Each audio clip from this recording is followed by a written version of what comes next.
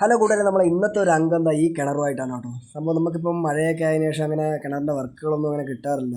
അപ്പോൾ ഇന്നിപ്പോൾ അങ്ങനെ കിട്ടിയ സ്ഥിതിക്ക് നമ്മളൊന്നും എന്തായാലും ഈ കിണറൊന്ന് വൃത്തിയാക്കി കൊടുക്കാമെന്ന് വിചാരിച്ച് ഇറങ്ങിയതാണ് കേട്ടോ. അപ്പോൾ നമുക്ക് ഈ കിണറാണ് നമുക്കൊന്ന് വൃത്തിയാക്കി എടുക്കാനുള്ളത്.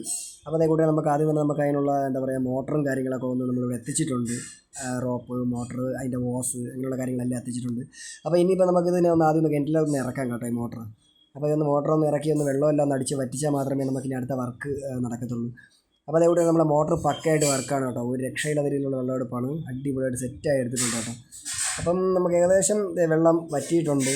അപ്പോൾ ഇനിയിപ്പോൾ ഇതിനകത്ത് മോട്ടറിൽ കൂടെ കയറി വരാനുള്ള വെള്ളം ഇല്ല കേട്ടോ. അപ്പോൾ ഇനി നമുക്കൊന്ന് അകത്തോട്ട് ഇറങ്ങിയാലേ ബാക്കി പണി നടക്കത്തുള്ളൂ.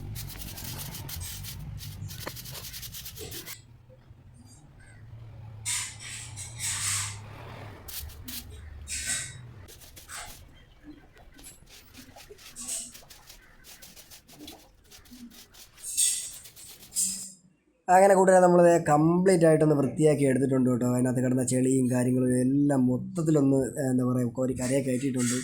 പിന്നെ അത് മാത്രമല്ല, നമുക്ക് അതിനോടൊപ്പം എന്താ പറയുക അതിനകത്തൊരു 4 ഇഞ്ചിൻ്റെ ലൈന് നിൽക്കുന്ന എന്തായിരിക്കും എന്നുള്ള എല്ലാവർക്കും ഒരു കൺഫ്യൂഷൻ കാണും കേട്ടോ. അപ്പോൾ അത് സംഭവം വേറൊന്നുമല്ല, ഇതിനു മുമ്പ് വെള്ളം ഇല്ലായിരുന്ന സമയത്ത് ബോർവെൽ അടിച്ചതാണ്. അതുകൊണ്ടാണ് ആ 4 ഇഞ്ച് ലൈൻ നിൽക്കുന്നത്. ഇപ്പോൾ ഇഷ്ടംപോലെ വെള്ളവും കാര്യങ്ങളൊക്കെ ഉണ്ട്. മാത്രമല്ല നല്ല ഊറ്റുണ്ട് കേട്ടോ കിണറ്റിൽ. കാരണം ഇപ്പോൾ മഴയും കാര്യങ്ങളൊക്കെ ആയതുകൊണ്ട് തന്നെ നമ്മൾ കരയിൽ കയറുന്ന സമയം കൊണ്ട് ഇത്രയും വെള്ളം കയറിയിട്ടുണ്ട്. ഒരു 1.5 അടിയോളം വെള്ളം കയറിയിട്ടുണ്ട്. അപ്പോൾ കൂടാതെ നമ്മൾ ഇതിനകത്തൊരു വർക്ക് ഇത്രയേ ഉള്ളൂ. അപ്പോൾ നിങ്ങളൊന്ന്